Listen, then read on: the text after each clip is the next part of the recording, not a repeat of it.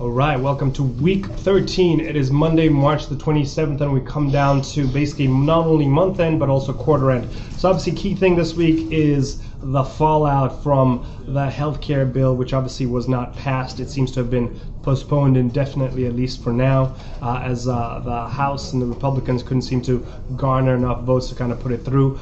The key thing that everyone's obviously asking off of the back of this is, what does that mean for the Trump reflation kind of trade? Is that still on? Is it not? And you can kind of see a lot of the bears and people who've been very skeptical about all these moves coming through out of the woodworks expect that to kind of continue on over the next kind of few days, potentially even next kind of few weeks. In regards to kind of week ahead, very much important from a GDP standpoint. We get the final GDP for the fourth quarter out of the US and out of the UK. Speaking of the UK, Wednesday should have the formal triggering of Article 50, which everyone has been expecting and we've discussed for quite a few months now. Obviously, there's not going to be anything sudden that happens. It's going to be a very unclear and very long process, but this will be the formal triggering of that.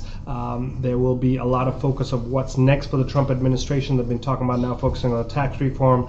Personally, I'm kind of skeptical. I wish they had focused on that in the first place. So to kind of jump back from this kind of loss or failure to getting something done on the tax side, not so sure what the delta, or should I say probability, is of that kind of happening through. And of course we will have PMI figures kind of running across, and out of the US will be personal income and personal spending. On the central bank watch, very much an emerging market flavor, Bank of Thailand, South Africa, not much expectations there, but out of the Banco de Mexico, we'll be expecting an extra 25 basis points, which should take us to about 6.5%.